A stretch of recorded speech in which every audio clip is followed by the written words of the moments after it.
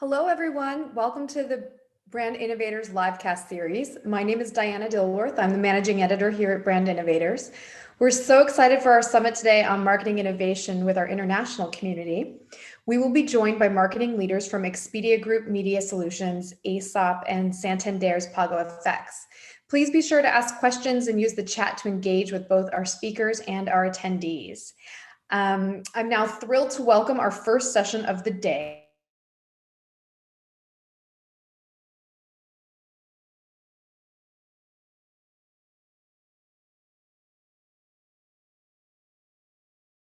Delivery of experience marketing strategies that reflect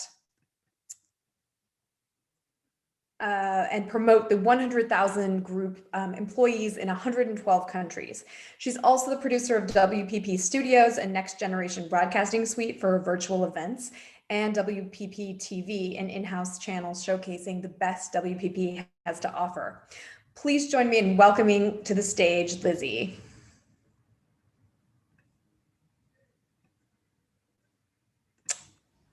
Hi, is Lizzie there yet? Okay, I think we're, hi Lizzie, welcome. Hello, thank you so much, Diana. That was a very, very warm welcome. It's great to be a part of Brand Innovators Livecast today. If we did this in person, I think I would have some sort of dramatic walk-on music. So you'll just have to imagine some classic Tina Turner or perhaps The Who blaring from your virtual speaker right now. Okay, I can hear it. I can feel it. Oh, perfect. Look, to opportunistically plug WPP TV, just because you mentioned it in my introduction, if you like the kind of content that appears on Brand Innovators, then definitely check out WPP YouTube page, and you'll find lots of really cool bite-sized interviews with our clients and partners and colleagues alike from around the world. But let's dive right into it. We have some of the top minds in marketing to inspire you today and tackle questions around innovation in this space. So it gives me great pleasure to introduce our very first session. We're joined by Angelique Miller, Senior Director of Global Creative and Brand Partnerships at Expedia Group Media Solutions. And this session will be moderated by Chris Pizzurro, Senior Vice President of Global Sales and Marketing at Canoe. Lots of titles there. Welcome to the stage, Angelique and Chris. Thanks, Lizzie. Hi, Chris. Yeah, good morning. Hi, Angelique.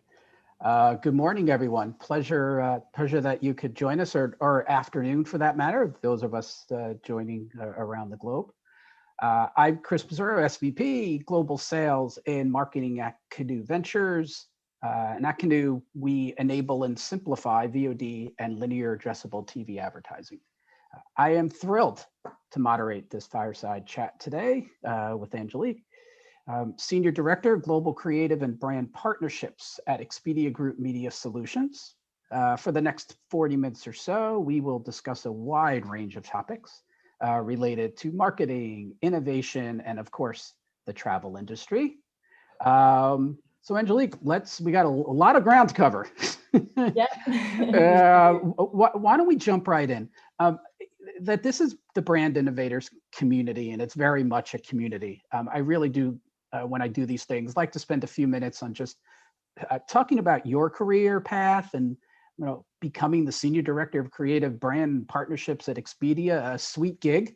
So, what was the path? How did you get here? And how can others perhaps learn from, your journey? Yeah, sure. Thanks, Chris. And hi to everyone out there joining us today. So as Chris mentioned, I lead the Creative and Brand Partnerships team at Expedia Group Media Solutions. We are the in-house creative agency for Expedia Group. I think I've never really thought of my journey here as one that's been an extraordinary one, but it surely has been interesting to me.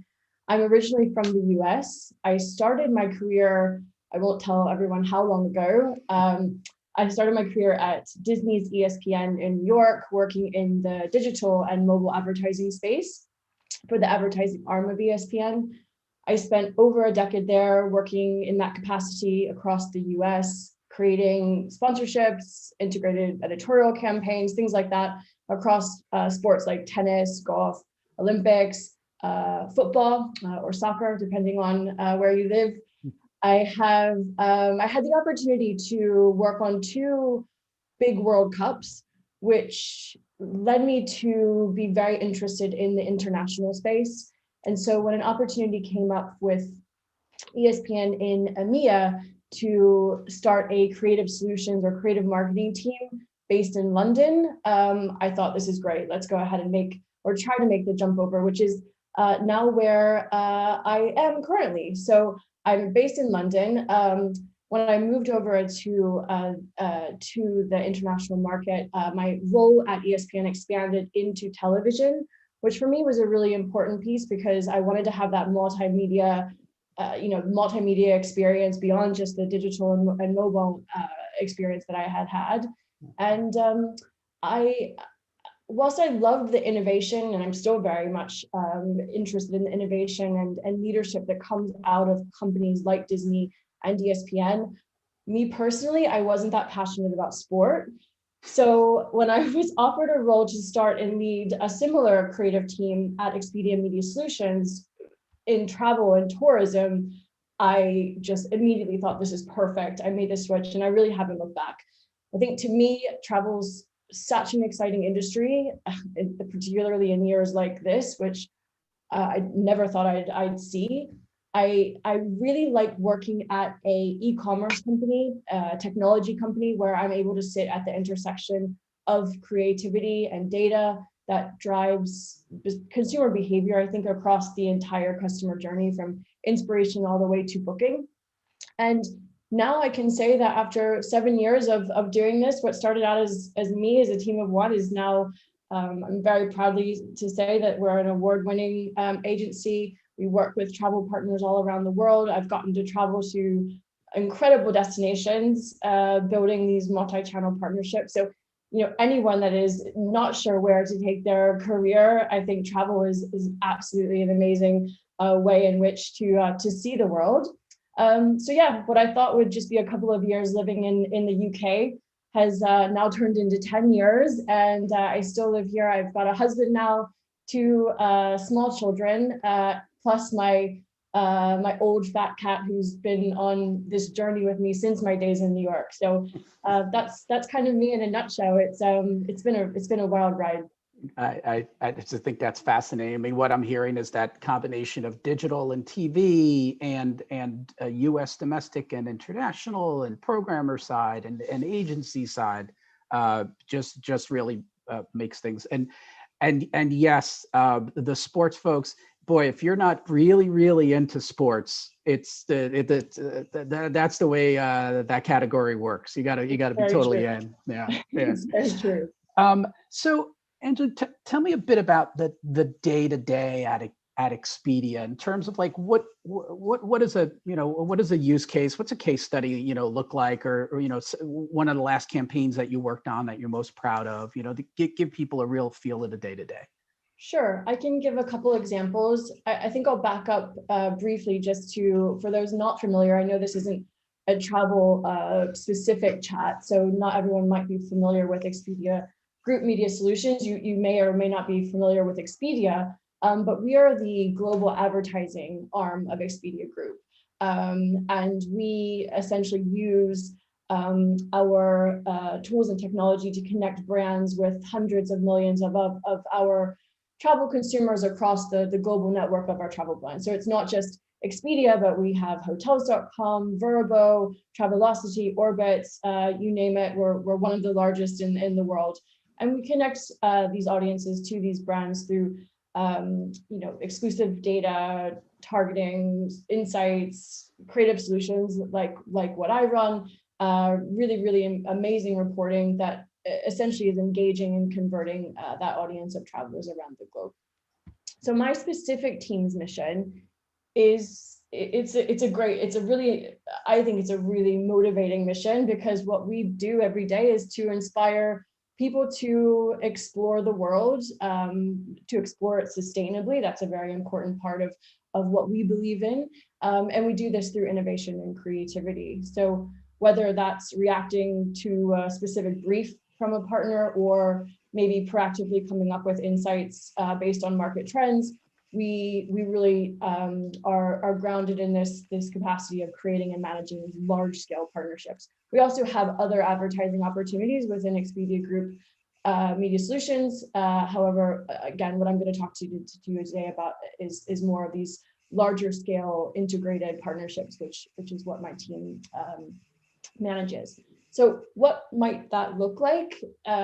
Sky's the limit. That's what you get when you're an in-house creative agency trying to break the never been done before thing and come up with the out of the box disruptive next thing on the horizon. So that might mean producing one day a television ad in collaboration with Captain Obvious and our hotels.com brand.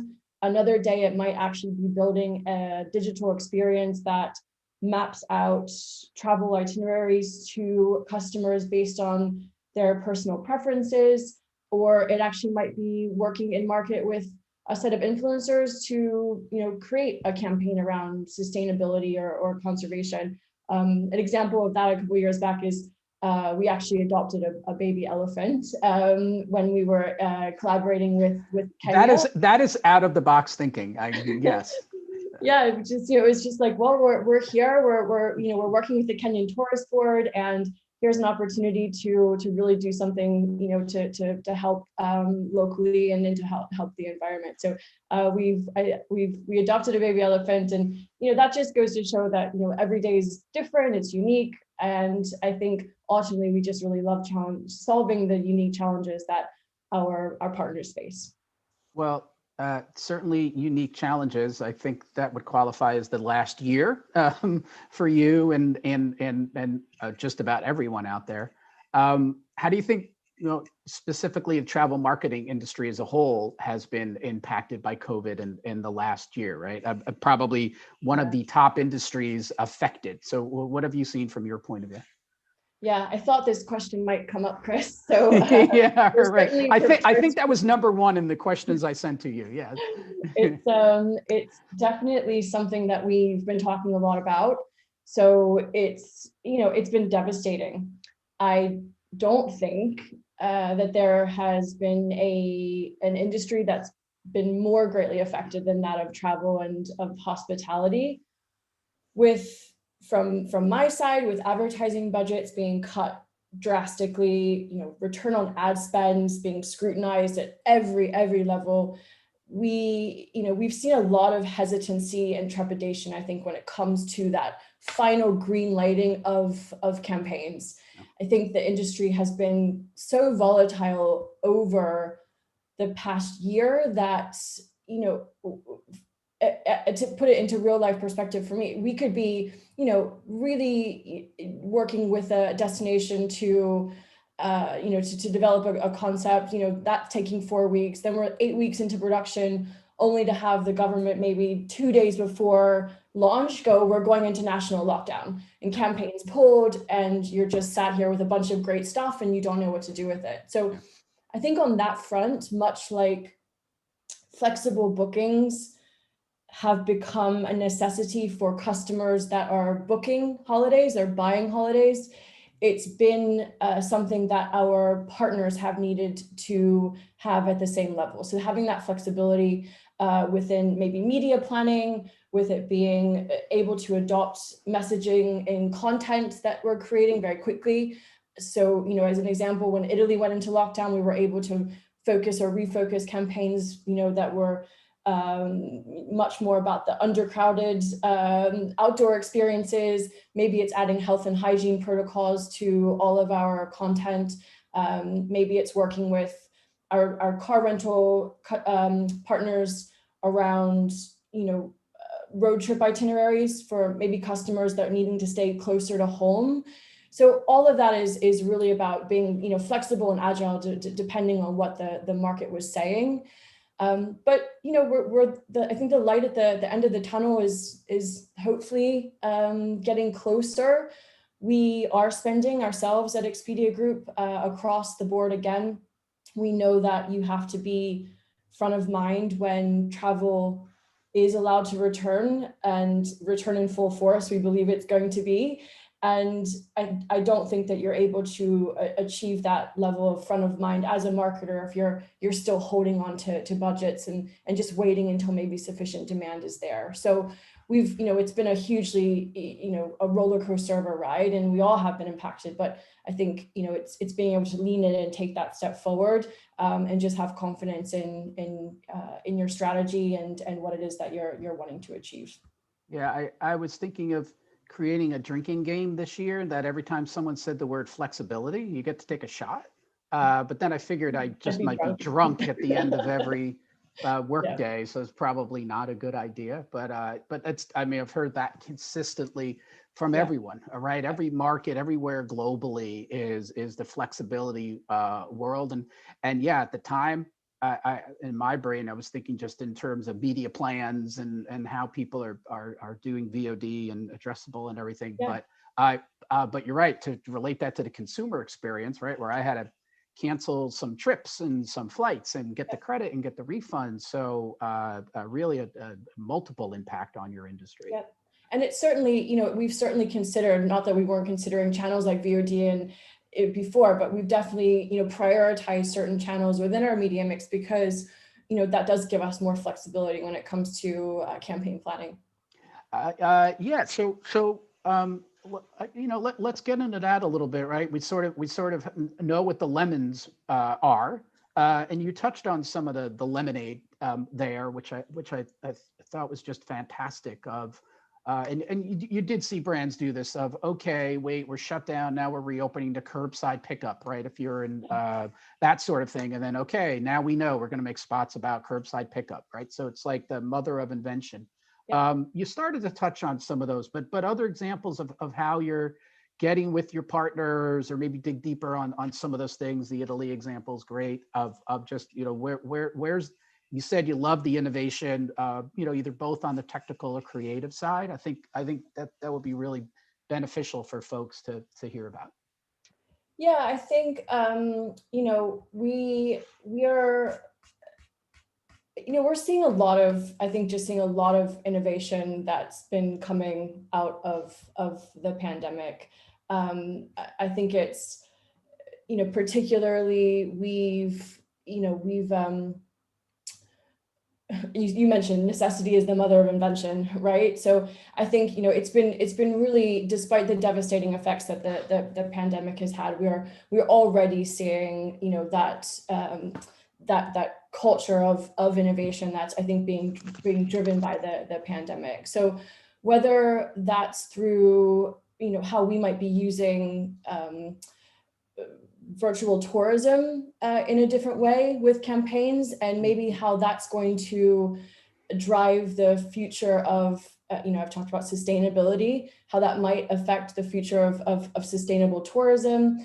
I think, really interesting how the application of AI and data modeling and using that data to help, help governments effectively, respond to those outbreaks better. I think that's been really, really interesting. We're used to seeing AI in, in gaming senses and right. in a much more, I guess, entertaining way, and where the applications now are very, very interesting. I think my team particularly used the time that we had as the market slowed to work on all of those big ideas that you never get to do at the end of the day because you just frankly run out of time and everything else is more important. So we used the time to launch just new creative strategies, new products that maybe are focused on automation or enabling us to create faster, engage better, all of the things that are eventually going to pay off for our partners. But using, the pandemic to really, that time to continue that innovation. And I think we'll continue to see people leaning into that mindset.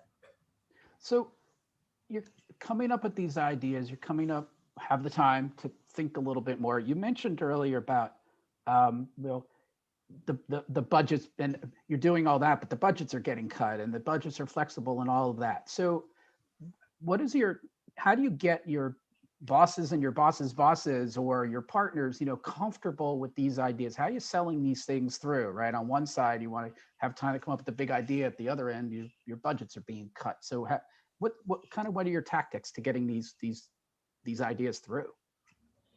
Yeah, well, a lot of it firstly is the fact that we've worked with a lot of these partners for a very long time, and there is a very significant level of trust.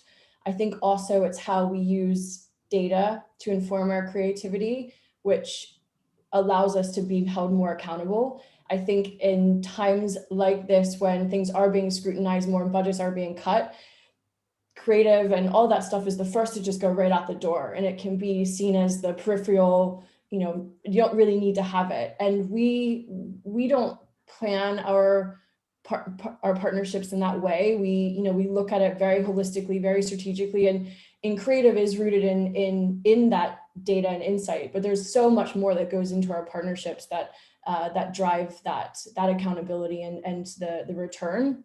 I think what we also tried to get across was that the top marketers, the ones that were really, I think, doing well during the pandemic, were the ones that were using the pandemic to innovate and to continue to innovate to meet those needs of the changing needs of consumers during the pandemic. We certainly did that at Expedia Group, whether it was to fast track customer service centers or enable flexible booking or policies, et cetera. We definitely wanted to make sure that we were leaning into that innovation in order to come out on the other side stronger. I think, it's about being, again, front of mind and building that brand trust, the confidence, because I think, quite frankly, consumers are going to continue to be anxious. They're going to continue to be uncertain about when they should do things. And the more as a brand you can be reaching out to them, understanding how you need to be speaking to them differently, understanding how you should be speaking to them, because this is a very, very different world we're living in. All of those things are an important part of how you should be marketing to the consumer. And so we just tried to use that lens, but then also, again, going back to the data, it's very, very important to everything we do to make sure that we had sound plans that were going to achieve what our partners wanted to achieve. And you touched on something right. I do think some of those brands, this time last year in June, July, who just said, I don't know what to say, I'm going to pull the creative. I think they truly did not know what to say and how to go about it. I think your point of view of like, okay, hold on, what do we really need to say to these people at this point in time? And you're right, you can really come out of it with an extra level of trust. Oh, this company understands my point of view. They understand what my life is at this point. And yes, they're going to offer me curbside service or quicker check-ins or, those sort of things. And so yeah, I have seen that too, of the smarter, more agile brands like yourself are asking that questions, and other ones are just like, well, I used to just spray my broadcast. Isn't that good enough? It's like, that's really not good enough anymore. Not at all. No. Yeah. It makes our jobs that much more difficult, as if they weren't already challenging enough. But if you're responsible for someone's, budget and the way in which they're being scrutinized on their side, we take that very seriously. But it's not just about tossing creative over the fence and hoping for the best any longer. I think, it really just holds us accountable. So where are those data points? Where are these executions? There's sort of that end of it. And then on the other side of media, there are all these new opportunities, whether it be CTV or addressable advertising or what's ever happening on the AI side, as you said. So how do you start to, merge those in that? Have your media plans and executions changed in terms of the platforms and, that aspect? Yes, they have. I think we're constantly, again, I'll probably just go back to how much our data has played such a crucial role in that entire process. I think you'll remember a few years back, probably, when Martin Sorrell said that, with all the data that was being thrown at us, everyone was going from madmen to math men. And I think that, I think presently there's, it's not that we evolved from one to the other. I think we're just doing both, and and again, this past year has made us do both of those things so much better, I think, than we've ever had to do before. So I think the successful marketer right now is planning accordingly based on the marrying of that left brain, right brain, and being able to make data part of that creative process, your media planning process, and maybe not just a tool for optimizing performance, which obviously that is crucial too, right? To make sure that things are working. But I think it's playing a more robust role in the entirety of the media process than it has. And I think when you have times like this where adversity is kind of hitting you from all sides, it's about making sure that you're using the data that we have, and Expedia sits on billions and billions and billions of data points, to make sure that we're keeping partners informed of consumer trends, how we're layering them with the market insights we're seeing, and that for me provides very, very clear indicators of what you need to be saying, how you need to be saying it, and when you need to be saying it, and that's where you're saying it, and where you're saying it. Yeah. Exactly. Yeah, there used to be the adage of, follow the money, and then it was sort of like follow the data. But you're right. I think people saw that at meaning follow the efficiency of the data, and just meaning, right, just drive a lower CPM or something. And it's not. It's about following what the data is telling you on where to take your business. Yeah, much more complex than. Much more, yeah. But again, that makes the innovative and what we do the fun part. I guess we're just maybe geeks. I'm not sure. Don't tell anybody. Yeah, right. Don't tell anyone. Angelique, that we both have global in our titles. Do you approach different regions different ways? Right? There's and even within a city, there's nuances. So I would think your data is informing that. But just a little bit in terms of your how do you approach a global job? Yeah. Well, you don't sleep very much because there's always someone awake that needs your attention. Yeah. I remember when I first got a global role, I thought this is so great, and now it's like, oh gosh, could maybe I just handle this small part of the world?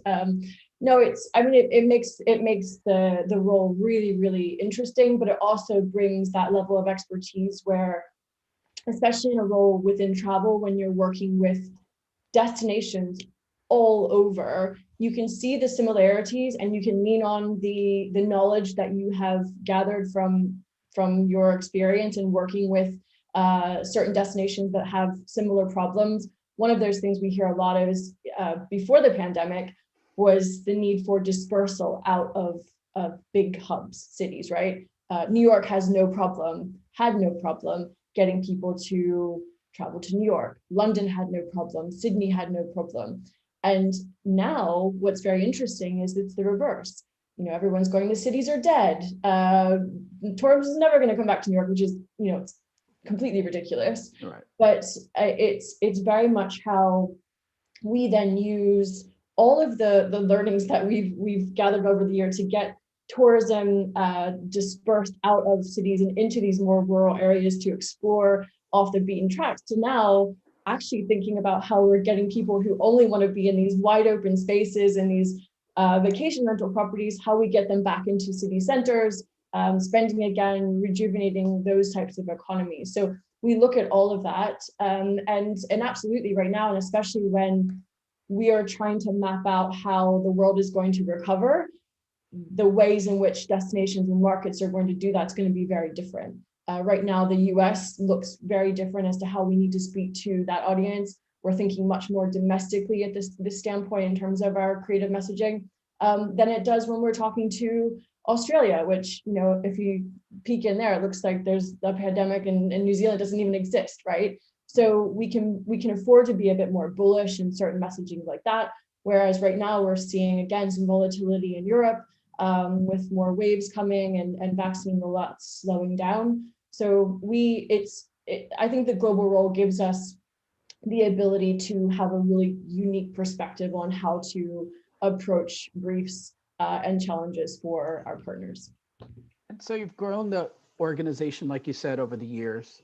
Is that more boots on the ground in these regions, or do you just sort of rely on technology and the clock in order to get those down? You know, are your folks all in London with you, or you know, how do you set up that infrastructure globally? Because I think there's plenty of companies who are like, yeah, we need to disperse, but you know, but being local, boots on the ground in terms of people, and then, you know, are your servers in Australia and your servers in New Zealand? There becomes, you know, latency on the technology side. What's your approach there?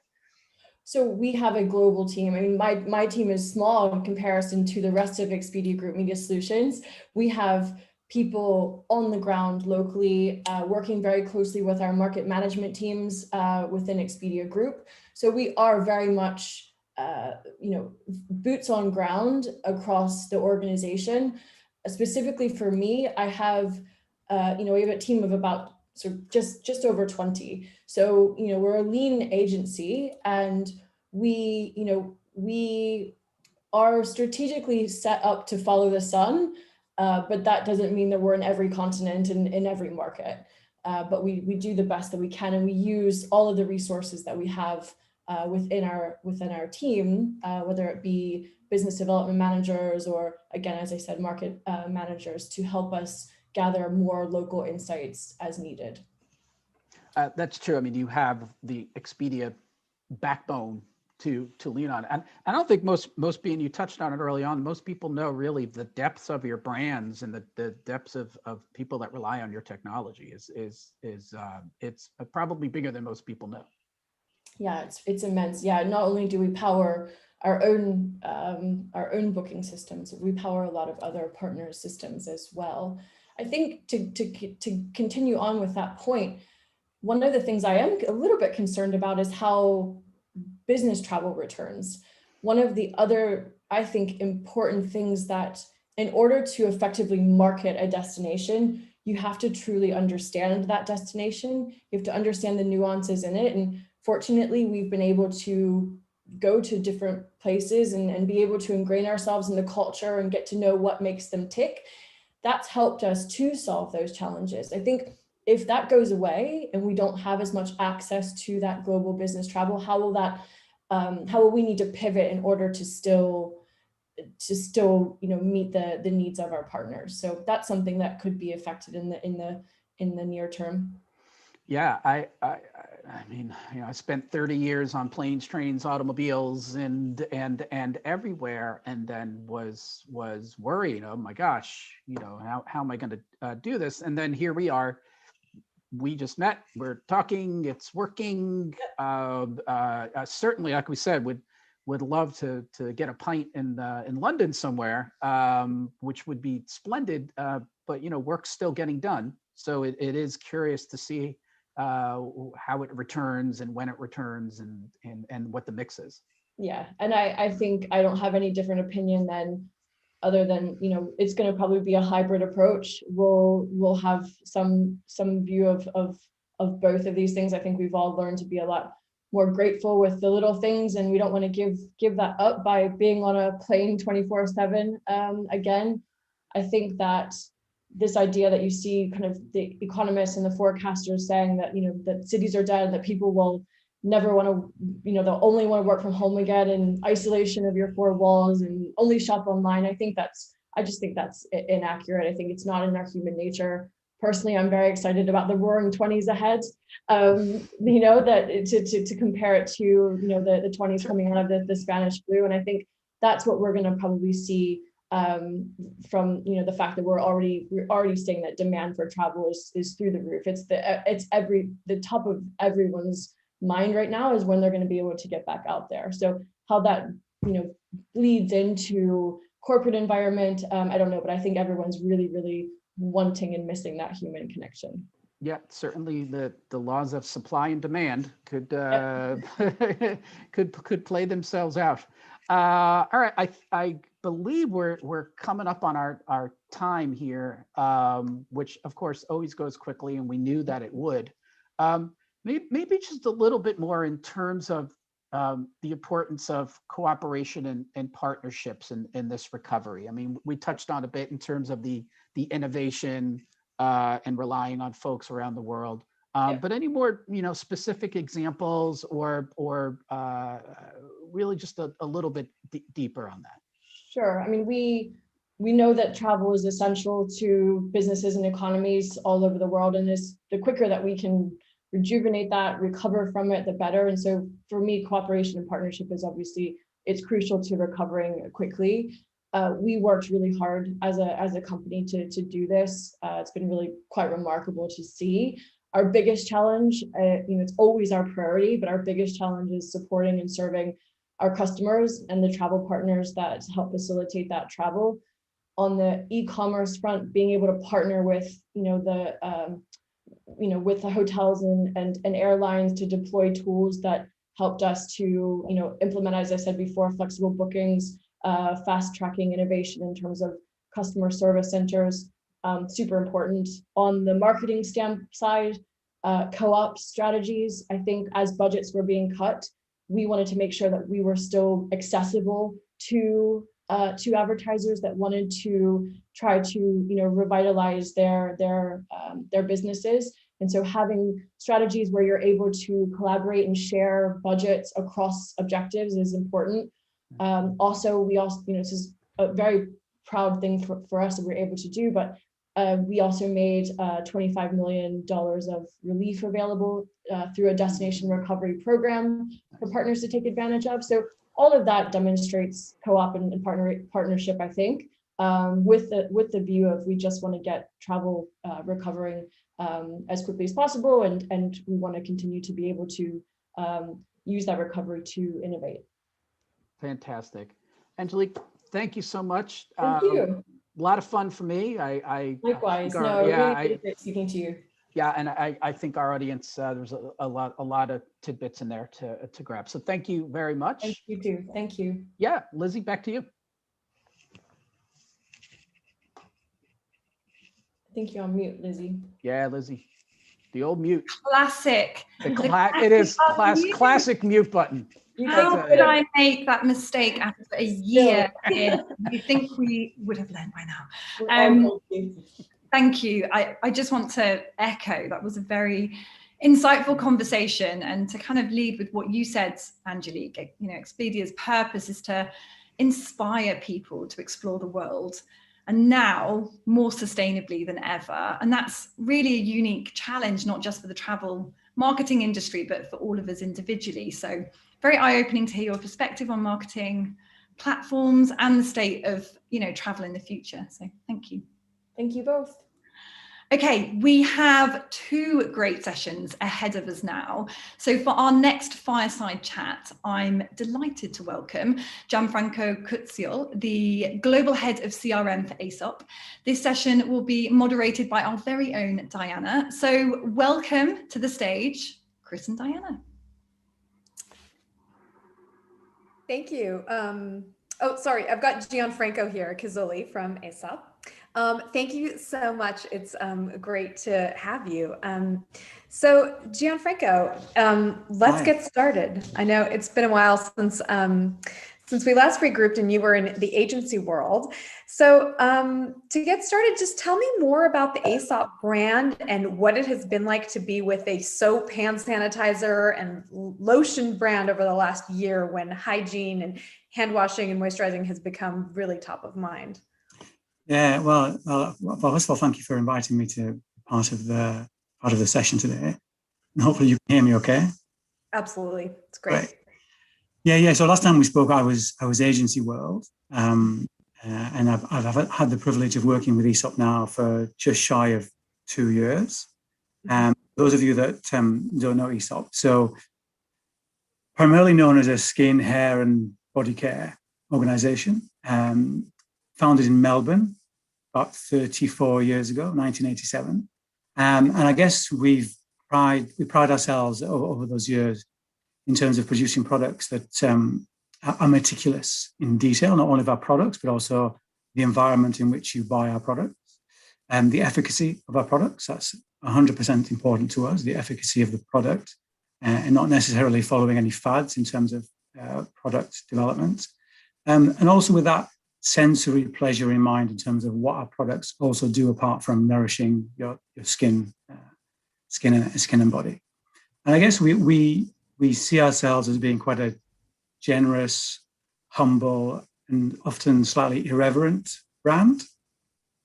And I guess generosity and humility comes in a variety of different ways and is interpreted differently by different customers.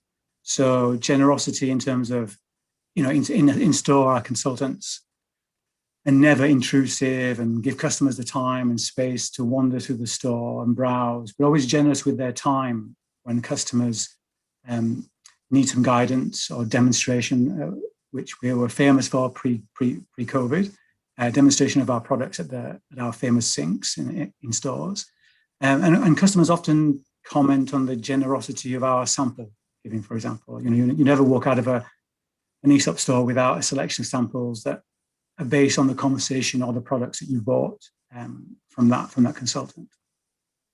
And digitally, you get a sense of that generosity in that we are as generous with our content that is not necessarily a product sell piece of content. And whether that be Spotify playlists that we provide to customers to enhance their use of our products or their daily lives, or the fact that we even have a website that is purely dedicated to the architecture of our stores, of which we're very, very proud.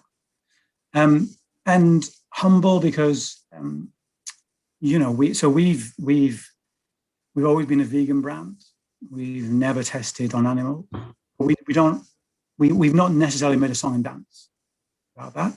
We got our Leaping Bunny certification in terms of animal testing beginning of last year. But again, it's just something that is inherent in the brand, and just we felt was always the right way of being a brand and giving back to and treading lightly on the environment. And irreverence because, and that comes across in some of our products. So our famous and very popular Post Poo Drops, which is quite a tongue-in-cheek product, but also how we tackle from a creative and copy perspective.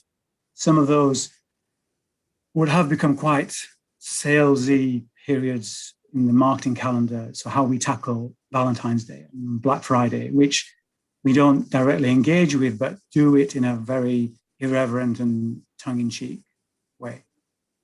Mm-hmm. So I joined just before COVID, so back end of 2019, and because I sit in the global team, so I look after CRM globally for the business. But obviously, my remit is really to make sure that I give the regions across the world the tools and resources that they need. So I've witnessed firsthand how COVID has moved across the world and has impacted different regions and different markets at different speeds and in different ways. And obviously, it's been a terrible experience globally that has impacted people across the world in terms of hardship and suffering. And I'm sure that everyone on this call has been touched in some way by it. But I guess the one common message that governments backed by the WHO have consistently talked about is the importance of hand washing.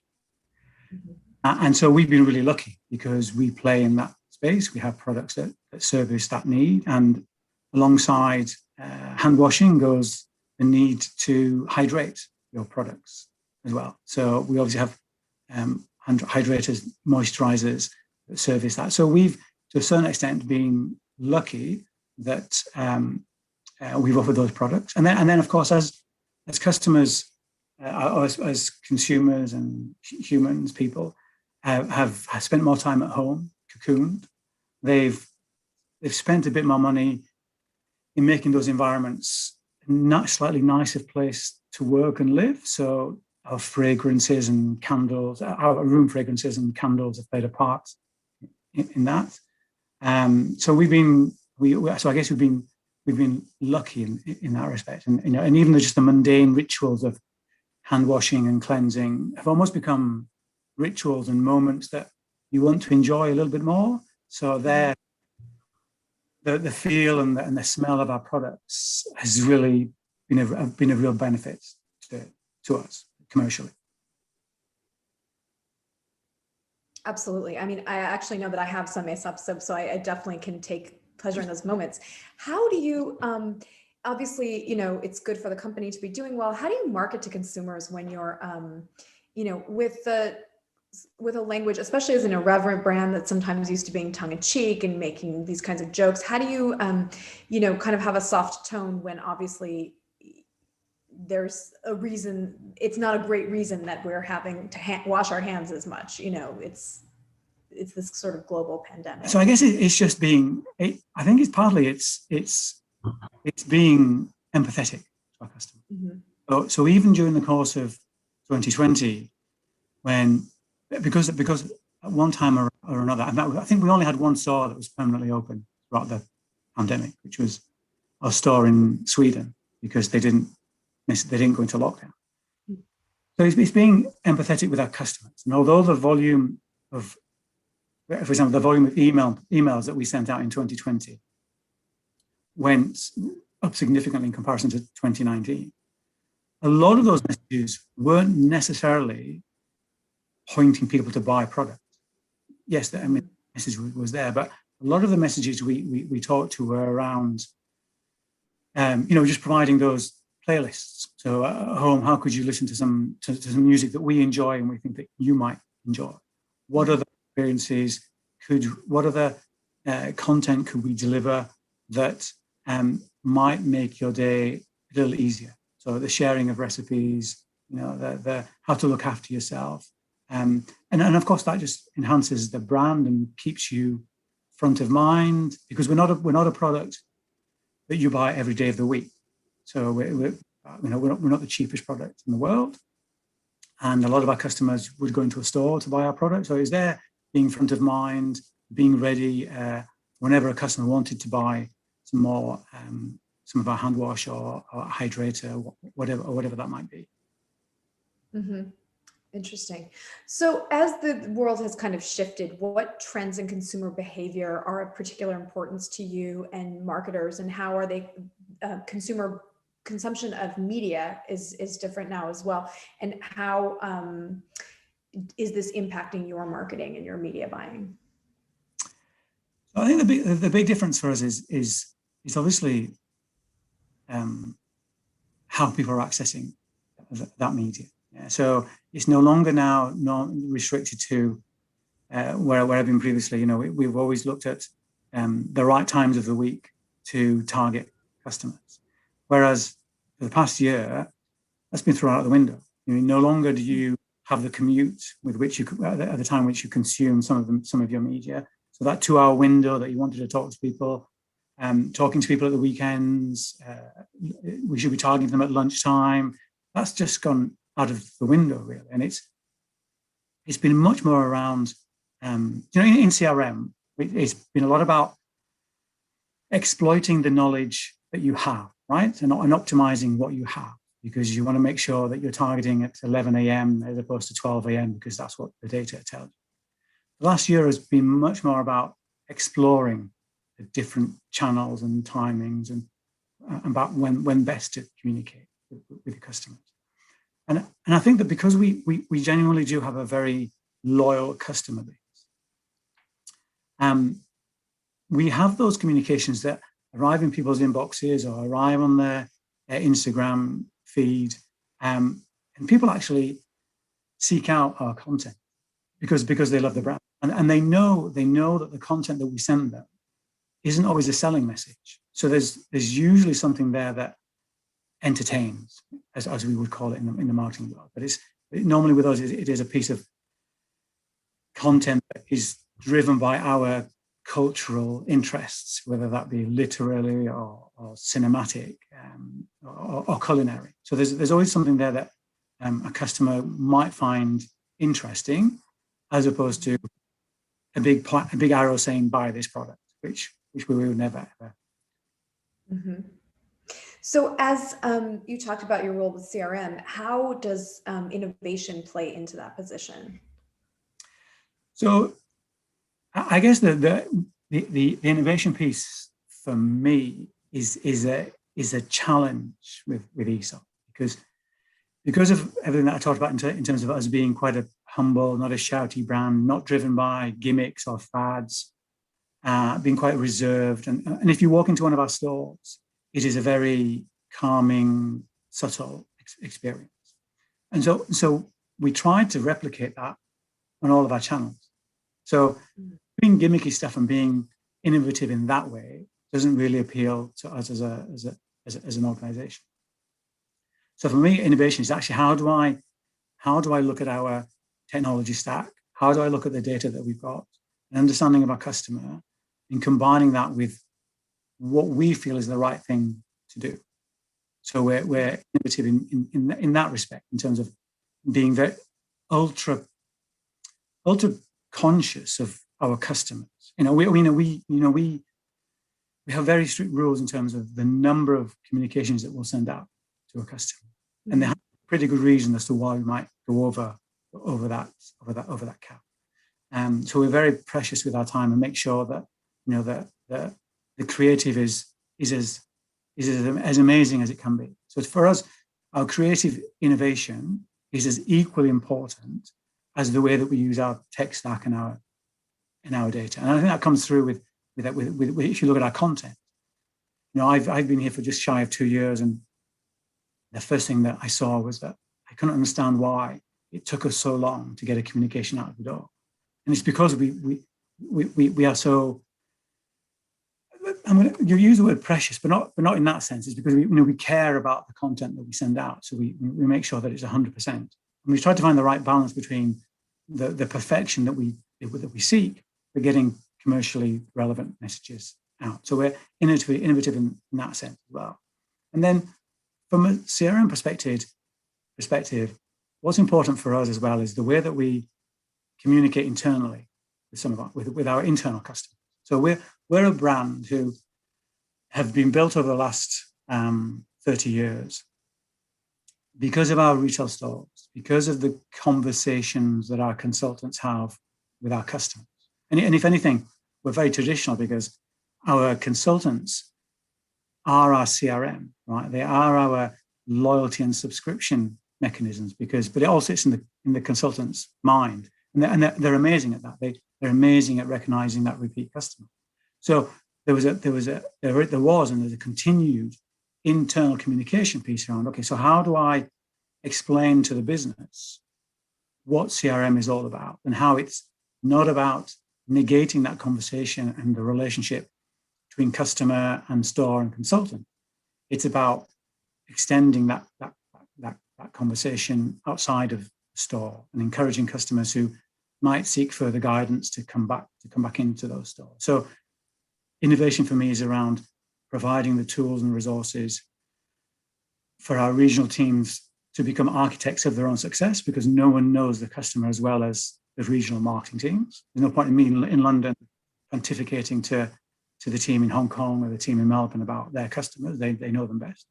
But also communicating internally in a very Esopian fashion what CRM is all about and what it means for Esop, even to the extent where we've created a CRM manifesto video, which I think we have a version of which we can show. Yes, Vishal, are we ready to roll the video? Thank you.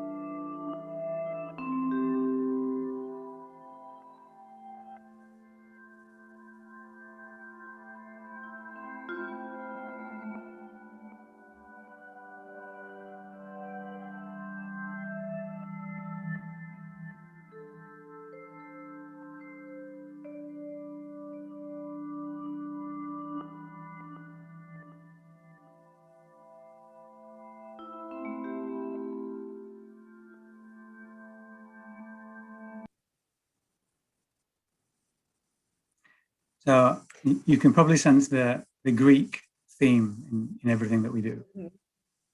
That's absolutely inspiring. So, talk about this movement and this really focus on nurturing the customer and it really, when I look at that, I see that you want to deliver value and exchange and seeing these not consumers as consumers, but really as people and as, your customers that you want to have a relationship with. Yeah, absolutely. And there was a term in the animation, which is anagnosis, which I saw that.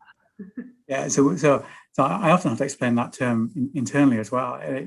So anagnosis is so in Greek literature, and plays were very flourished. So anagnosis is the point in a play where the true identity of an actor, of a character, comes to life.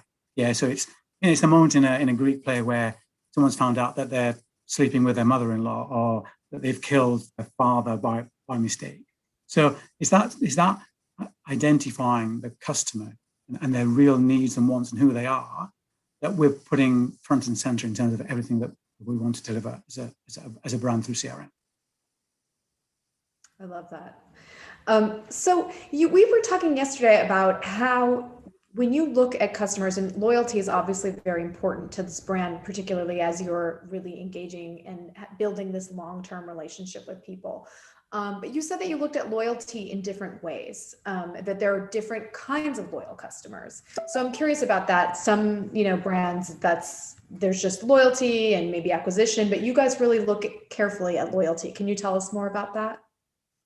Yeah, so I think it is that age-old nugget that whether you are in CRM, loyalty, whatever, retention, the definition of loyalty. And from my perspective, there are different ways of defining loyalty, and it's when you walk into one of our stores, you are not treated differently depending on who you are, because the consultant will remember who you are if you're a regular customer. But for me, I want to value customers.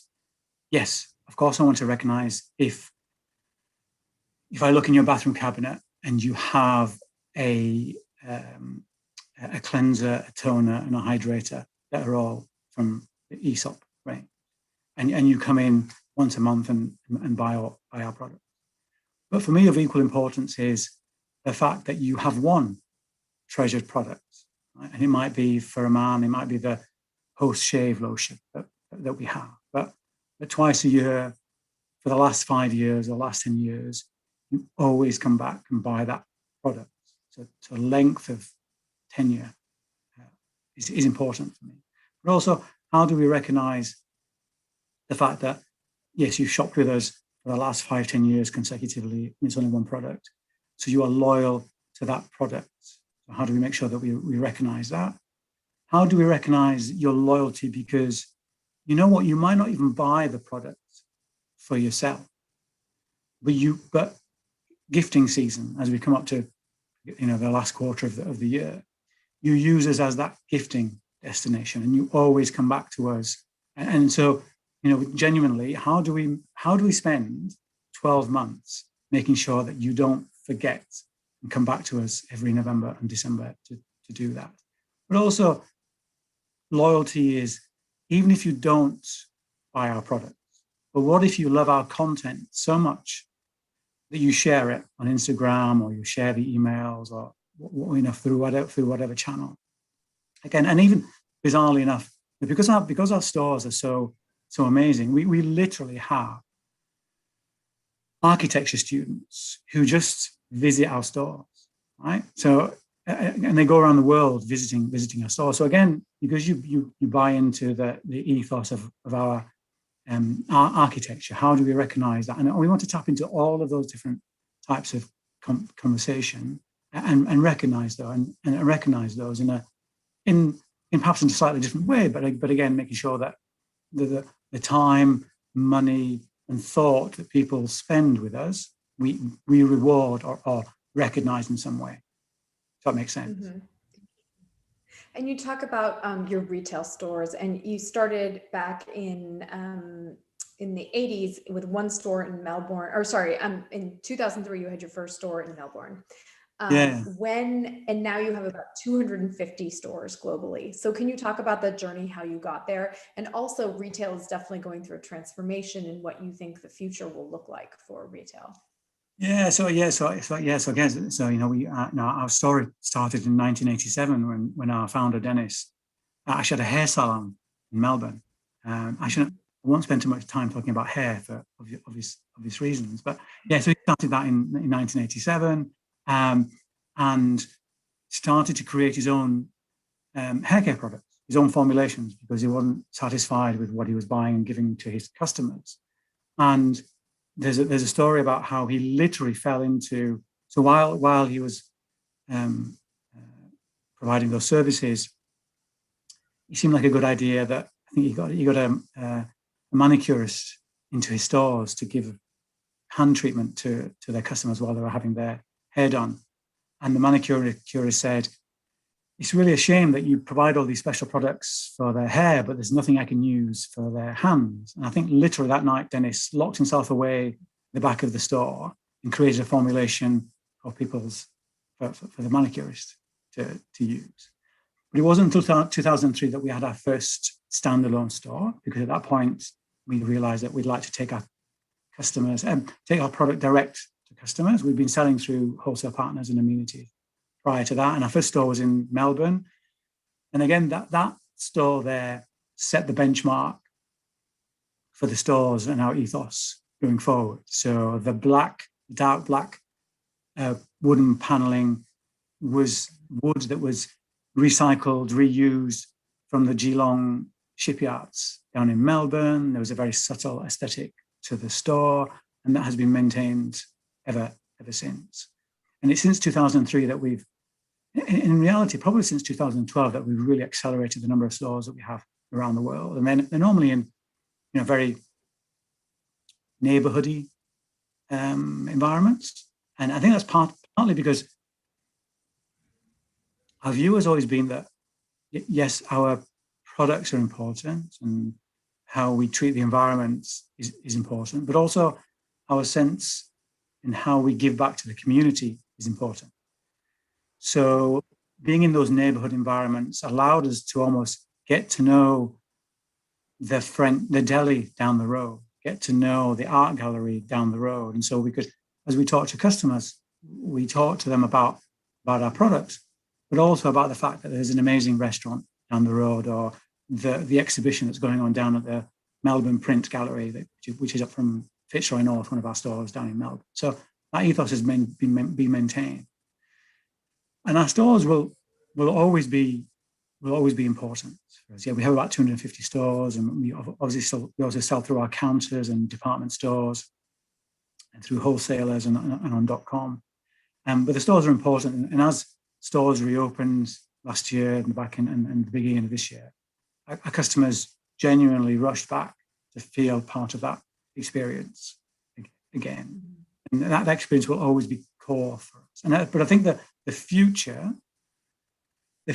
for not only for us as a retailer, but for most retailers, is trying to find the right balance between physical and digital. Because you will find we'll still have customers who will only buy when they walk into a retail space because they love the environment. And you'll have customers who, because of what's happened over the last 12 months, are perhaps slightly more hesitant about going into a retail space. So digital will be their bag, or actually because physically they can't get to one of our stores, because we have about 250 stores around the world, but obviously not in every city, and people are buying through .com more and more. But also, we have a number of customers, as with most retailers, who will to and sway right between the two channels. And if they're near a store, they'll walk into the store because they want that demonstration, the advice that the consultant will give, but then might replenish their order once a quarter, once a month through .com. So for us, it's about finding that balance. I think, not unfortunately, but it's going to be difficult to predict where that balance lies. From a CRM perspective,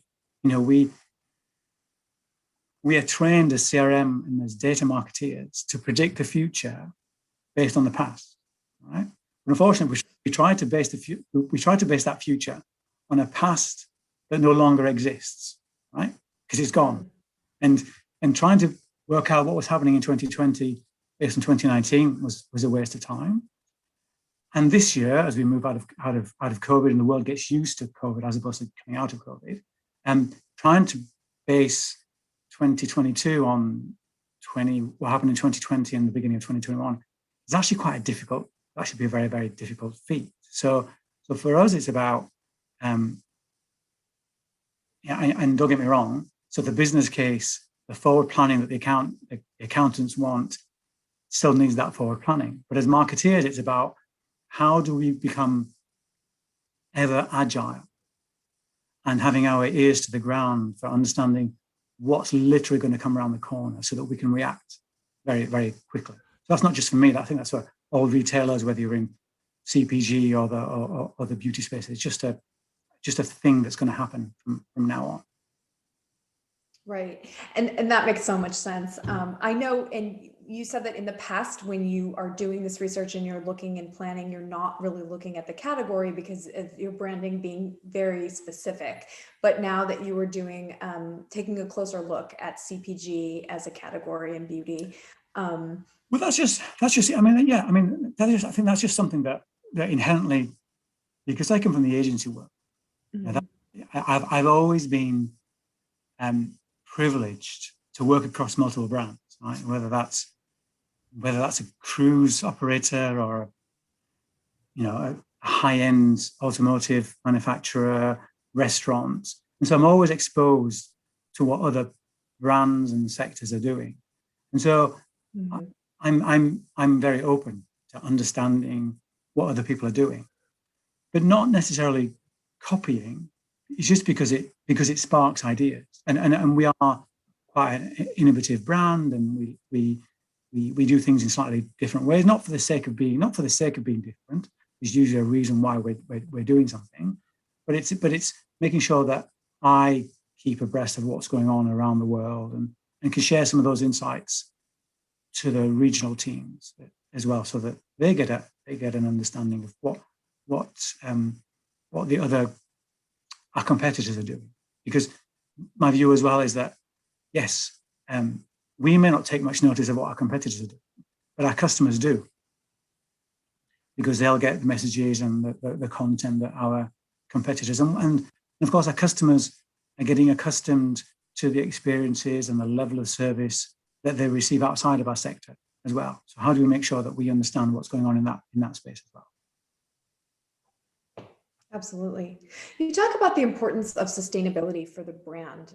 It's kind of in the brand DNA. You talk about building the first store with the sustainable local woods. And can you talk about how being vegan from the start, back in the 80s before, and you're still not like talking about it as, kind of bragging about it, but what role does sustainability play, and how does its sort of resurgence in importance to consumers make that front of mind for your brand?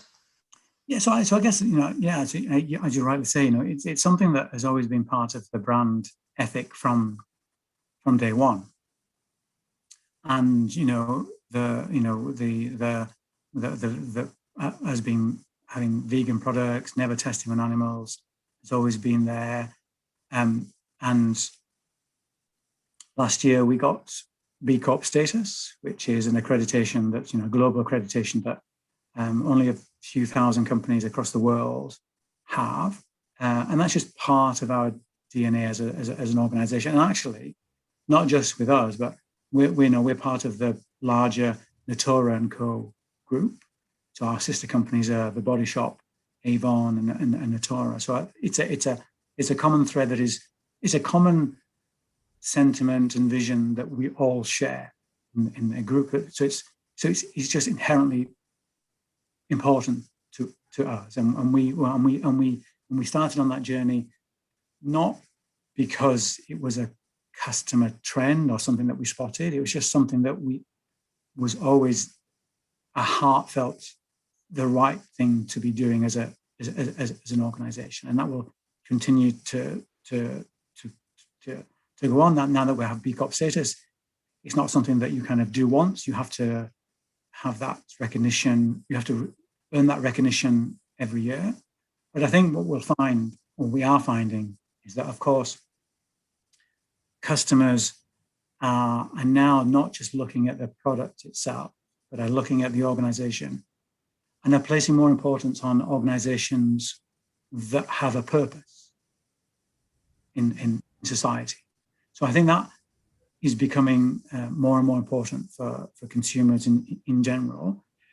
And we're just fortunate that we've always had that mindset. So we're not trying to play catch up with it. It's just always been there as something that we've had as part of our brand DNA. So I'm fortunate because that's just something that I'm not having to kind of quickly grasp onto. The only thing we're going to try and do is we still have customers of ours, long-term customers, who don't realize that we have B Corp status or the fact that our product's vegan. So we actually do have to do a better job of talking to our customers and explaining to them that actually, we have history in that space. You have to do that education move. That makes Absolutely. so much sense. Yeah. Switching gears a little bit, we talked a bit about how you guys have a partnership with Rayburn for hand sanitizer. Can you tell me about how that partnership came about and what that looks like? Yeah, I think that originally came about because our CMO knew Christopher Rayburn from the time when they did some work together at Timberland. But I think that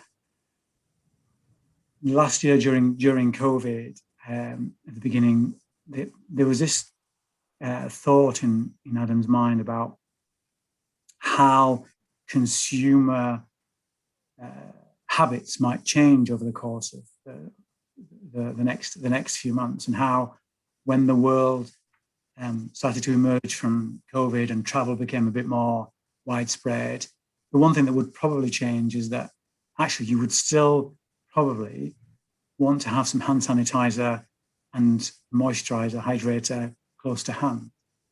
And Adam knew Rayburn because of their shared vision around sustainability and using materials and having longevity to those products as well. So that's where that collaboration came about. And this is probably the collaboration that you're talking about, which is this adventurer roll kit, which is a very nice piece of work, and literally is made out of recycled cotton and has space in there for our products. It's not a product. Beautiful. Right.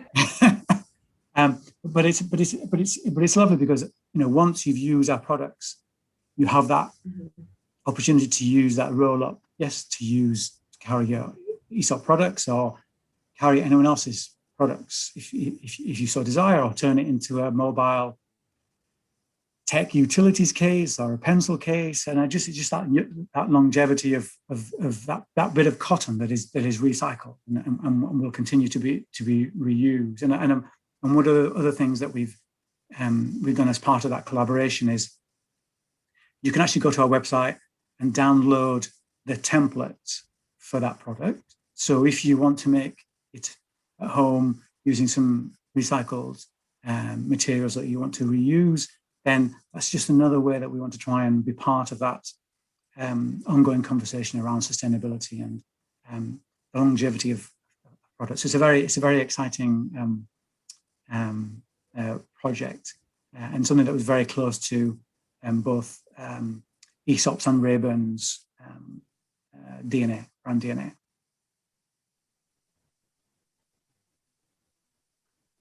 Very cool. I love that product design.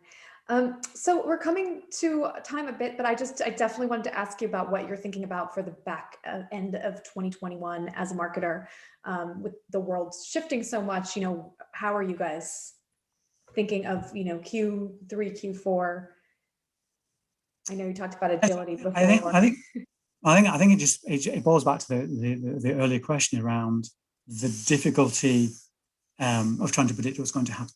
Right. So again, it's about being agile, and I guess it's funny. I heard an anecdote this morning, which I'll just change a little bit because it was a bit harsh in the way that I heard it this morning. But imagine that you're locked in a cellar, and you've been locked in a cellar for 5 years, and and someone comes to the door and says, "I'm going to let you out today, but only if you can tell me what the weather is outside." And you've had no access to the internet and no window.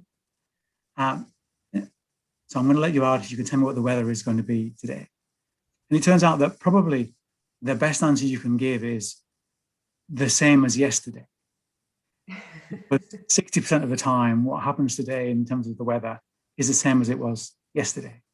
So it's about not necessarily looking back at what happened a year ago, what happened 6 months ago, but having data and understanding of what the consumer is doing as close as possible to the activity that you want to deliver. And that has its challenges because, tech systems and data isn't always as accessible as it can be, but it's trying to get that level of agility in your mindset that I think will stand you in good stead going forward. If that wasn't too nuanced an answer. No, that is perfect. I love that. That's a perfect note to end on. Thank you so much, Gianfranco. No, it's a pleasure. Thank you. I have personally huge brand loyalty to Esop, like not just because it's vegan, not tested on animals, but it just feels and smells heavenly, and the poo drops are game changing. So I don't think anyone would ever be unhappy receiving an Esop gift set. I mean, I hope. No, I think we are fortunate. Yes. No, brilliant. And it is an innovatively testing time, I guess, to be in marketing. I hear you on the quandary of, basing your marketing plan for 2022 on what happened in 2021 and 2021. It's just too difficult. Look, very interesting conversation. Thank you, Gianfranco, for joining us. Oh, my pleasure. Thank you. Cool. Okay, I am sad to say it is our very last session of the day. So welcome Victoria Kaya, the Chief Marketing Officer for Pago FX. This session will be moderated by Anand Singhdji, the Head of EMEA Sales at Dianomi. Welcome to the stage, Victoria and Anand. Pleasure to meet you. Hello, everybody. Thank you for the invitation. So thanks, obviously, Victoria, for joining. My name is Anand Singhdji. I'm the EMEA Sales Director for Dianomi. And Dianomi, we're a native content and product distribution platform that's specifically focused within the financial services vertical. And I'm very, very happy and excited to be speaking to Victoria Yesenetske. Hopefully I've pronounced your name right, Victoria. Apologies if I haven't. Victoria is the Chief Marketing Officer at Pago FX. I'd like to obviously take this opportunity, Victoria, if you could just introduce yourself, just so we can hear a bit more about your background and hear a bit more about you, really. Thanks a lot, Anand. So I've been at Pago FX, which is a speedboat within Santander Group. I've been at this role for 2 years now. I'm the CMO, and I ran a team of very talented marketeers. And we are launching not just Pago FX, but new products in the market that are very soon to come in. And we do everything from acquiring customers via different channels, from performance marketing, affiliates, out of home, above the line channels as well, all the way to customer acquisition, customer activation, and also running all the marketing ops and reporting, of course. So that's my current job. Previously, I've worked as a marketing director at another fintech company called Strands. What Strands does, it develops digital banking solutions that help banks throughout the world to accelerate digital transformation, which is a very important topic already in the past few decades. And originally, I started off my career as a consultant in marketing strategy, always within the financial services sector. Excellent. Thanks so much for your overview, really. So let's jump into it, really, Victoria. I know Pago FX, it's built on trust, confidence, and transparency. Can you tell us how you've created a marketing strategy that actually supports that promise now? Yes, when we were building our marketing strategy and the value proposition, we looked at what are the customer pain points and what is it that we can offer in a very unique way. What we have seen is that there is a gap between what traditional banks offer in terms of international money transfers or other financial solutions and what the new breed of fintechs can offer. And the way that we position our brand is really meeting the gap and offering the best of both worlds. So we do see a lot of customers are very aware about new solutions that are out there that are much cheaper than what they can find in their traditional banks, high street banks. And they also look for solutions that are very intuitive, very easy to use, etc. However, there is a gap of security. So when the brand is new in the market, some would be willing to test, to play around, with small amounts. Others would be more reluctant. They would probably prefer to pay a higher fee and really continue working with the brand that they know best because it's all about the money. So as PowerFX was launched, because we are part of a very large financial institution, the backing of Santander was very important, both to our brand, to our promise, and to the way that we do things. So from the first communication that we have with our customers, we are very reassuring that everything is done in a very secure way. Being part of a big financial group, our level of compliance, cybersecurity, etc., is at a very higher level than what you would normally find within a more traditional, let's say, fintechs. And also, we're very transparent. We're very transparent in terms of the price. If there is an issue in any of the processes, we always make sure that we share all the information that is needed by the customer and really help them to kind of see their money going in the direction that they plan to. Excellent, thanks so much. So how important, especially in this situation now, how important is the customer support been for behaviour? Can you tell us how you've adapted to your customers' needs at these present times? Yeah, so related very much to the previous point that I've highlighted. Customer support is another area where we have positioned ourselves as one of our key pillars of differentiation. We have seen that often customers are not very happy with the customer support, the level of customer support and the agility that they get from other brands that are in the market. So we have really invested a lot in making sure that our live chat, our email channel is very agile, that we're very quick to respond.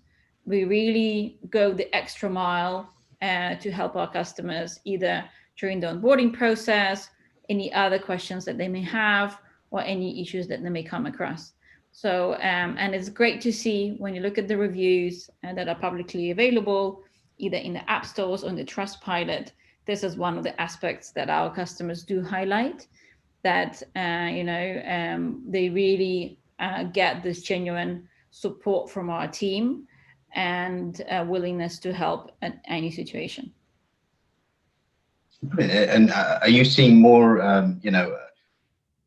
traction when it comes to customer support from the retail side, or is it more with the SME side, or is it both? I think it's both. So it really depends on which part of the journey each client is. So there is an onboarding process where we ask customers to go through a KYC process. So we ask to submit an ID, a photo of their ID, and basically fill in some basic personal details in order for us to have all that legal requirement completed. And for the SMEs, it's slightly different because we do ask some additional information which is more related to the company details rather than the personal details. So I would say customer support is important at all stages of the customer lifecycle. Brilliant. I mean, I've been visiting your site quite often, really, and I've seen quite a lot of blog content with tips on managing money, and how international payments work. How important is it for PagoFX to be seen as more than just another payment service? Yes, so we have created quite a lot of content for our blog and also for other channels where we give thought leadership. We share tips on how to, starting from what is FX, what are the different commissions that one could be charged when transferring money internationally.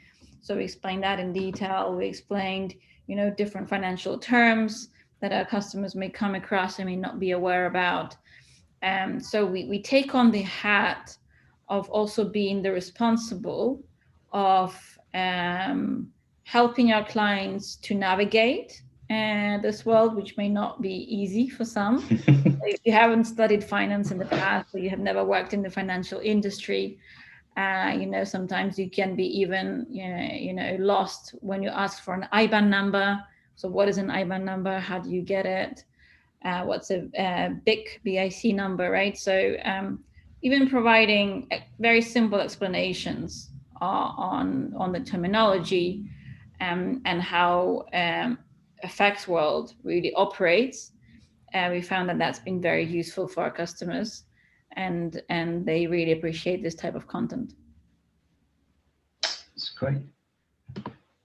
Your parent company, you'd mentioned Santander. I mean, they launched PagoFX during the height of the pandemic. Can you tell us more about the introduction of this company and its products? What made that launch really successful? And how did Pago really survive and actually thrive during a difficult time for the world and its consumers? Yes, indeed. So we launched PagoFX nearly a year ago. It was on the 16th of April, 2020. I think in the UK, you were just about to start lockdown. In Spain, where I'm based, the lockdown was in full motion.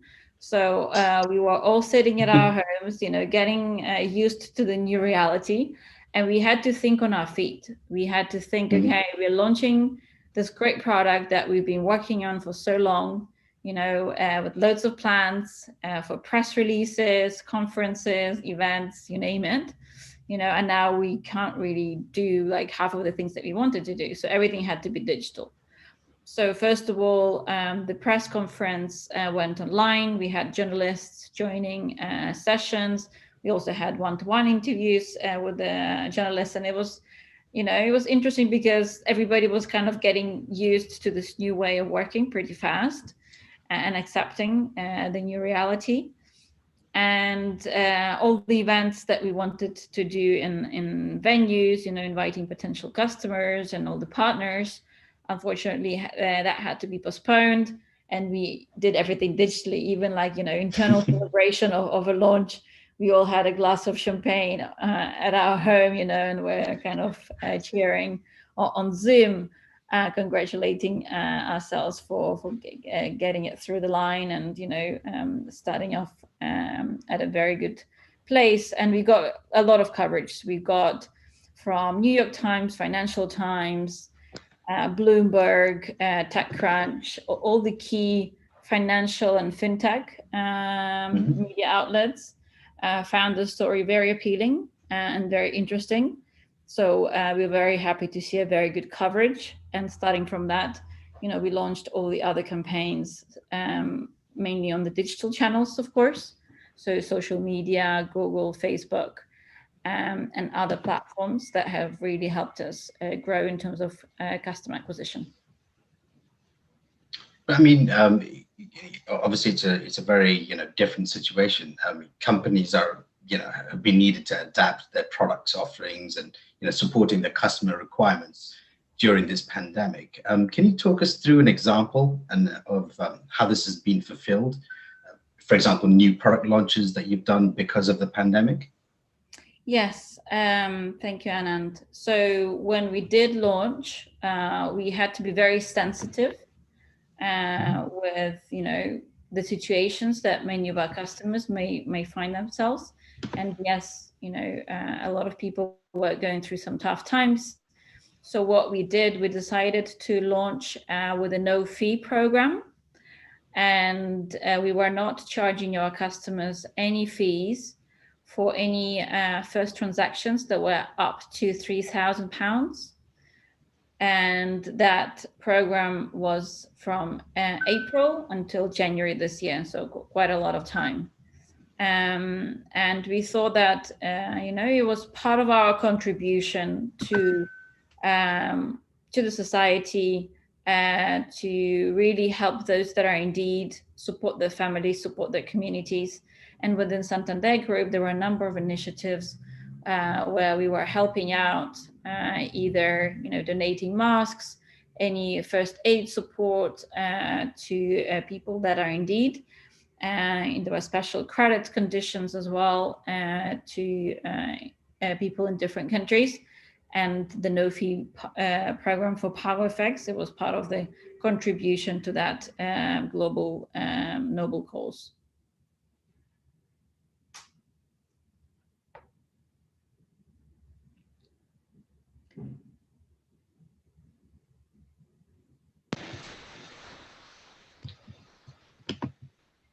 I think. Sorry, Victoria. Apologies. Technical issues, as usual, always happens at the wrong time.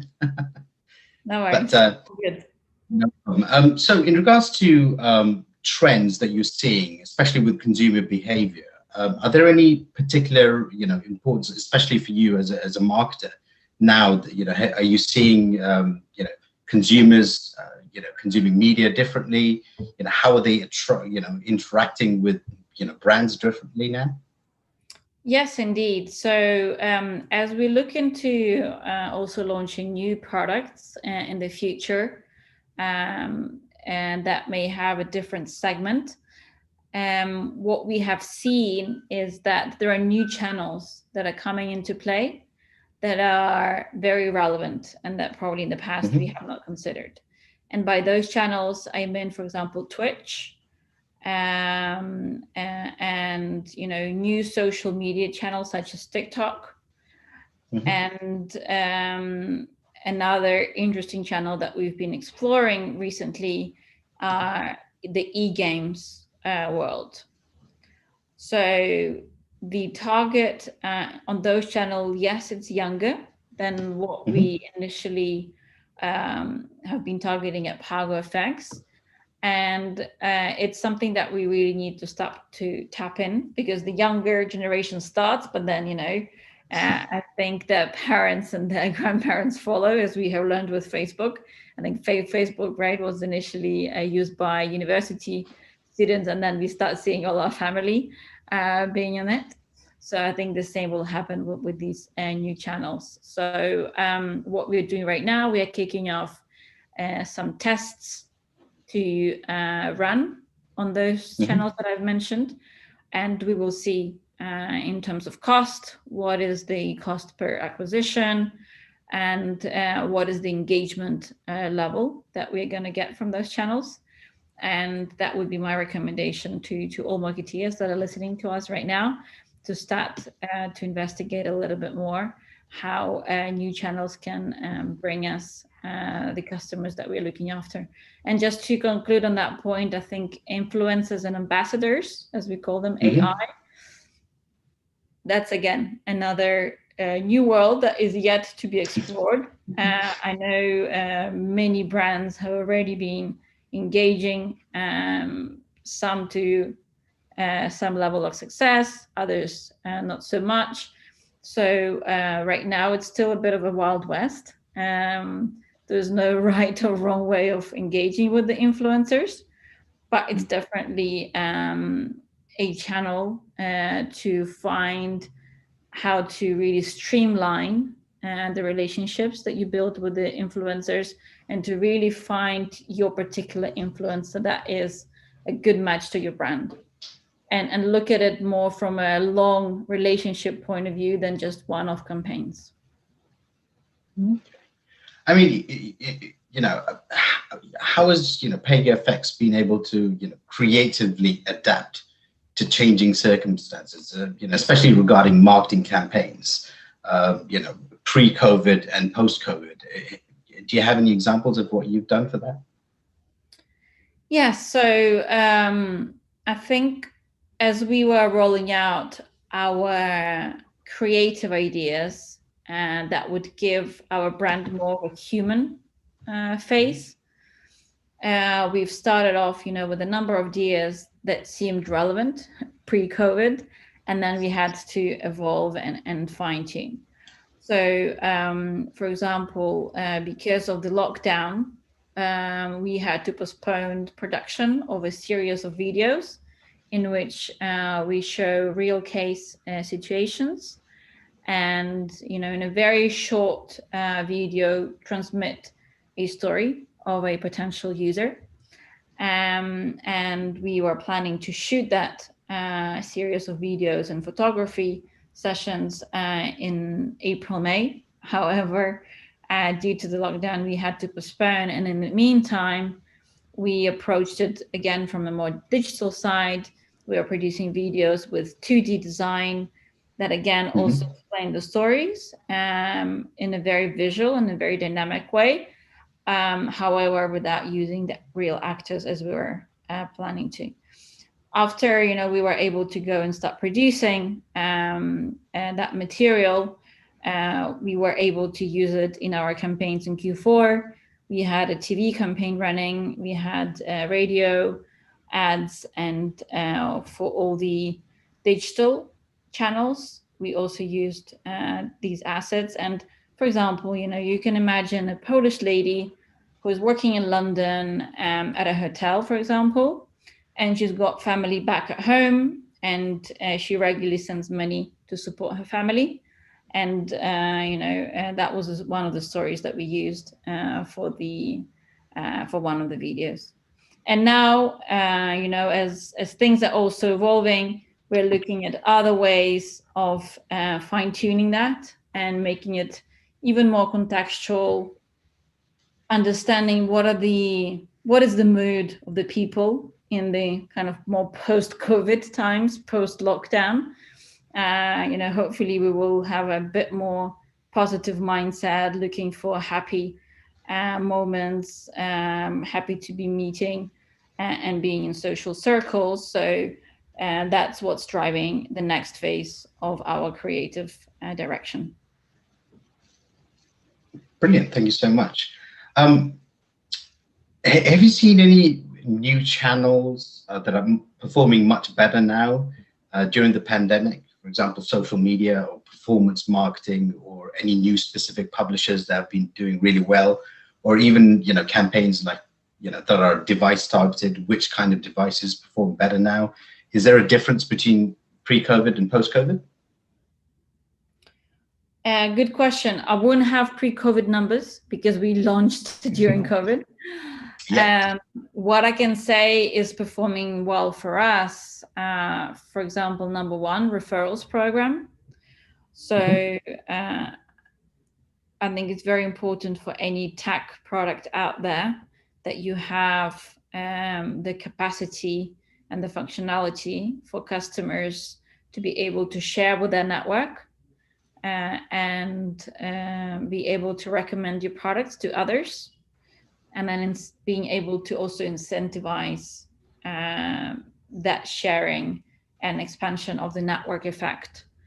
And we believe that this is one of the very powerful ways to grow a product. Other channels that we have seen work in very, let's say, cost optimized way is affiliates. So working with an affiliate platform has proven to be a very efficient way to be able to reach out to a large number of partners without having to go individually one by one and create partnership agreements, just sign all the contracts that you would have to sign. But partnering with one company who already has all those agreements in place and has the technology to be able to monitor the performance. Because as we all understand very well in marketing, one thing is getting things out there, and the other thing is being able to really track and measure each individual campaign, and build an attribution model, which can help you decide what works, what doesn't, where you need to double down, or what you need to kill with time if it's not performing at the level that you expected. So affiliate platforms has really proven to be one of the successful ways of doing that. Brilliant. And obviously, you know, what's the top of mind really as you prepare for the back half of this year? Top of mind, number one, how to expand even further the network effect. So we're looking at different ways of doing it. How to leverage influence and ambassador relationships. How to create a story that help those ambassadors to share with their network. You know, how to be a bit more original in terms of what we want to say about the brand, how we want to attract the people to us, and keeping up, you know, that high level of satisfaction. We have a very high NPS score, and it's very important for us to maintain that. And it mainly comes, you know, to a very positive experience that people have with the brand, starting from the first interactions all the way to using the product, and then whenever they need to reach out to customer support. So it's, NPS is really a summary of how the whole cross-functional team is performing. So that's really important for us to keep at a very high level and see what we can do better. Excellent. I mean, do you have any other new, you know, sectors that you're going to be concentrating on in the future, or any other regions that you're going to be looking at concentrating to grow on next couple of months? Yes. So PowerFX already has been launched also in Belgium and in Spain. So we are just starting here, and you know, we will see how those markets also perform. And we are about to launch a new product called UO.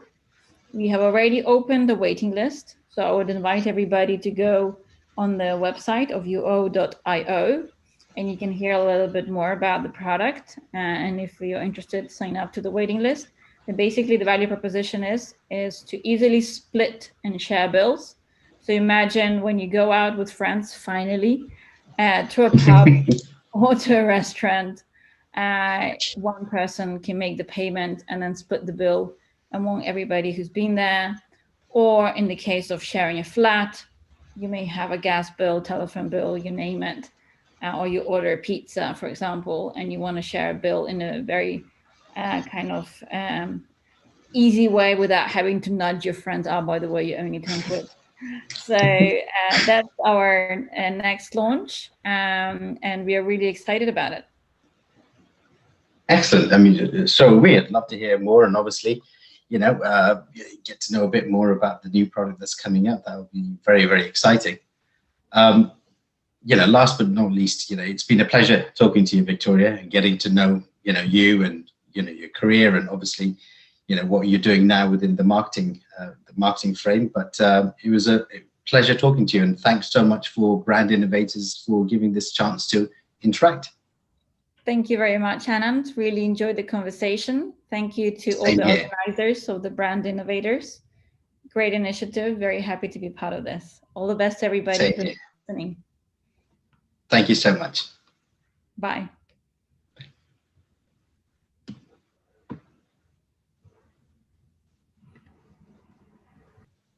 Lovely. Thank you to you both as well. So we have had a great day of speakers, and I'm excited for all of our upcoming days on this topic too. We do hope that you will join us for our next international livecast series featuring GlaxoSmithKline, Mars, and other brands too. It will take place on Thursday, the 22nd of April. Now, to register, please visit the Brand Innovators website. And just a big thank you for everyone who joined today, who spoke. It's been a